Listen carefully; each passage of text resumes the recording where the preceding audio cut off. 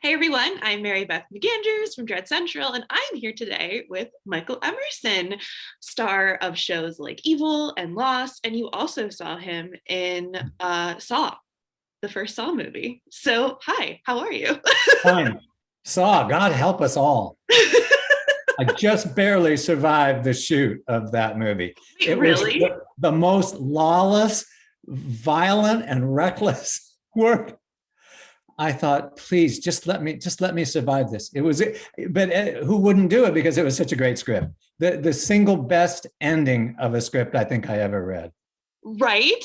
Oh my God. Yeah, I was going to ask about, I was like, okay, I have to bring up Saw as a horror person, but wow, Yeah. what was the hardest part about being in Saw? Oh God, don't get me started. There was so much blood and violence and so much like over the top gunplay.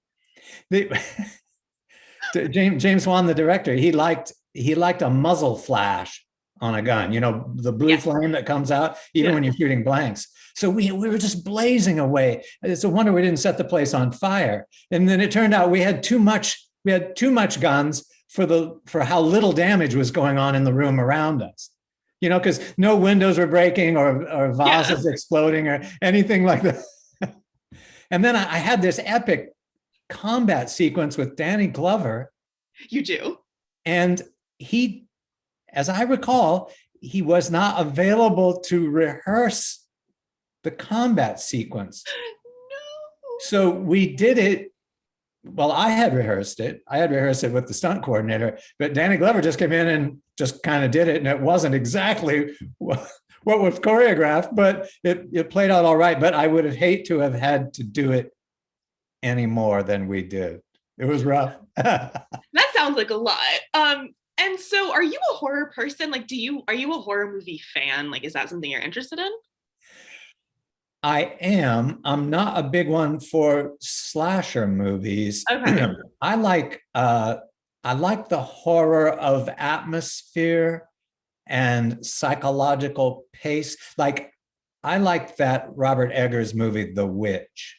That's literally the shirt I'm wearing right now. Oh shit. Oh, it really is. Wait, that's so weird.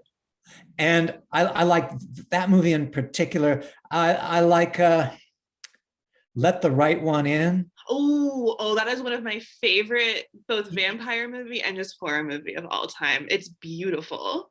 I like the kind of low tech stuff Okay. with a creeping sense of dread. The best kind of, I mean, that's one of my favorites too. Oh, Um, good. yes. Obviously wearing a witch shirt. But I am so I have watched you a lot and you've played incredible villains. And so what draws you to the role of playing these villain characters? Well, it I get drawn to it by others. I mean, other people are making these decisions. It's like, Yeah. oh, let's get Emerson to play this sinister character or this serial killer or what have you. And I've never been quite sure why I get the parts. I'm really glad that I get the parts because I would much rather be the villain than a good guy. Just generally speaking, just Oh, because okay. there's more work to do. You know, there are Yeah. more layers, there's more lies, there's more plots and subterfuge and falseness and theatricality. I love all of that. And then often, at least the villains I've gotten to play, they're often droll or have a sense of humor. And Yes. I like that. I like that mixture of the comic and the grotesque or the horrifying. Yes. Oh, I love that too. And so, where do you think was the first role that kind of maybe clued people in that you would be able to play these really incredible characters? Like, was It there a was, role you could pinpoint for that? oh, yes. Oh, it's easy. I was cast as a guest player on the old TV series, the legal series, The Practice. And, Yes. and I Okay. played a serial killer on that one. And it was it was a really good script. And I got the part, and I think I ended up doing well, mainly that one episode where they introduced my character, and he was really scary. And then a few more episodes after that, and it got some attention, and I think, and it was sort of my first TV part. So I guess it all starts there. And I know that the producers of Lost had looked at that before I got the call to come and be Henry Gale. Cool. And so you're in a lot of TV. What do you like about working in that format versus a movie, maybe? I like the relaxation of it. For me, I like not having to worry that it's perfect each time, each take. I like knowing that if I goof up a line, we'll just go back, we'll go back the count of 10 or 10 steps and we'll just start over. All is forgiven because they'll cut it, or you can, do it, just do another take. I used to enjoy the high wire act of being on stage, knowing that when you stepped out into the light, you were on your own, baby. And if anything goes wrong, you just got to wing it. You have to figure it out. And that has a certain excitement or charm about it. But after a while, the charm diminishes and it turns into fear. So yeah, I don't know. It did take a special part to get me back on stage, I think. Although I go to the theater all the time. I actually prefer the theater. And I used to prefer to work in it. But because it's where I learned my craft. I never dreamt I would be in front of a camera. Oh, really? I just thought, I'll do Shakespeare and the classics for my life, and in various stages around the country, Broadway if I get lucky, that kind of thing. What's your favorite Shakespeare? Or the favorite Shakespeare and then the favorite Shakespeare you've been in, if they're different? I think line for line, my favorite play is Macbeth. My favorite play I've been in, All's Well That Ends Well, is a really sweet play, I think. And of course, The Tempest is so quotable. I love Tempest is my favorite. I absolutely love The Tempest. Yeah. It's such I've only seen it once, but like on stage, and it was so epic and cool, and it's just a good show.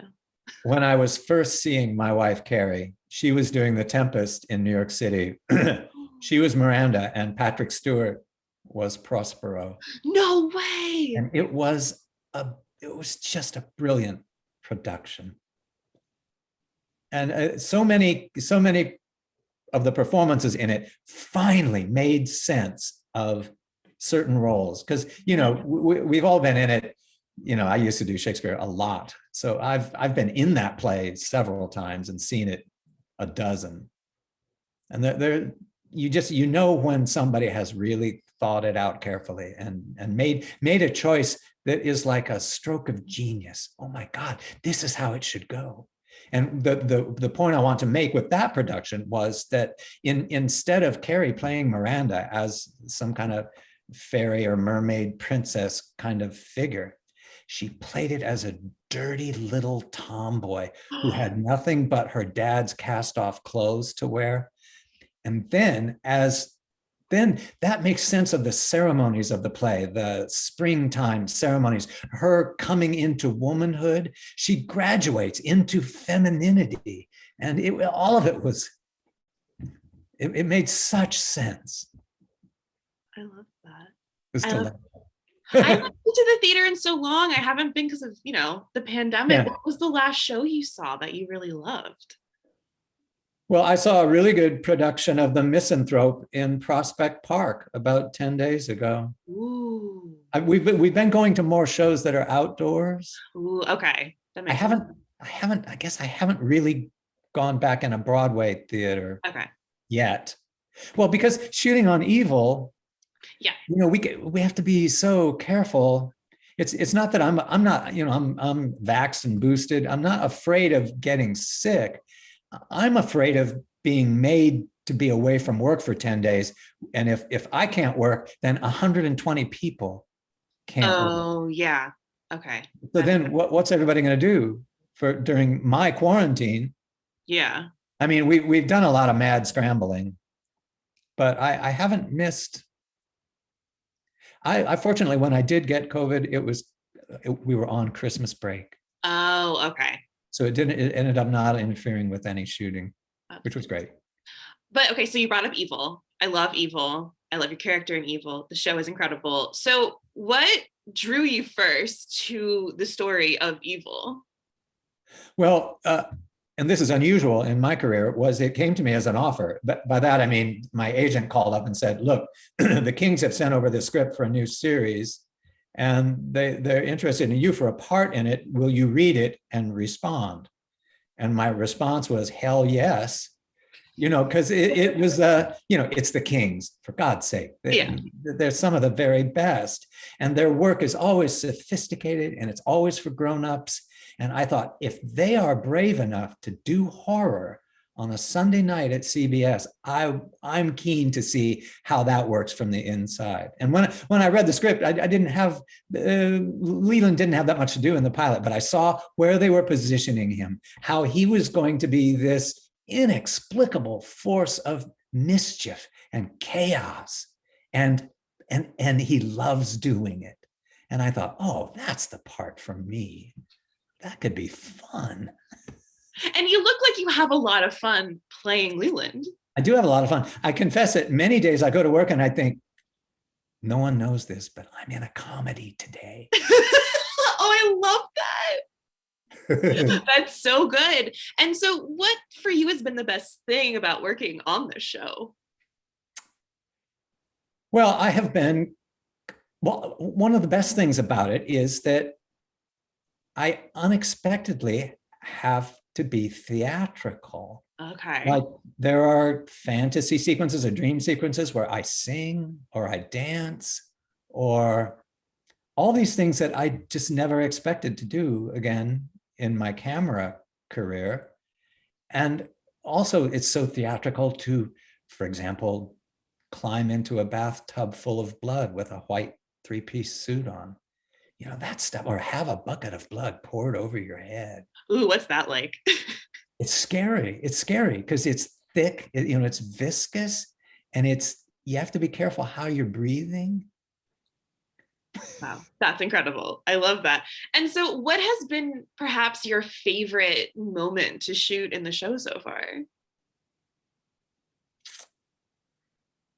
Well, there are many favorites, and they're usually the most. I like the scenes that are quiet and deadly dangerous. So I like my confrontation in the rectory kitchen with Sister Andrea in season 2, where she's had her way with me in an exorcism by throwing ammonia on my skin and making it snap, crackle, and pop. And so I've come to get my due back from her. And I come with a bottle of ammonia, and I'm getting it out, and we're just talking quietly. And then she pulls a butcher knife out of her apron and holds it above her head. And there we are, faced off. And it was deliciously quiet and dangerous. And she's so good. Andrea Martin, oh my God. So it's that kind of thing. It was like being in a Pinter play or something. It was like, this is danger and murderous intent being covered over with civilized words. Oh, those are always the best too, where you're like, something is very bad is about to happen here. And it's like, that's the best tension builder for me. You're just like, yes. So I have one last question for you. What can fans look forward to on the 3rd season of Evil? Well, it picks right up from, the last moment of season 2 is the next moment is the first moment of season 3, but things begin to spiral a little more. I keep saying no clear boundaries.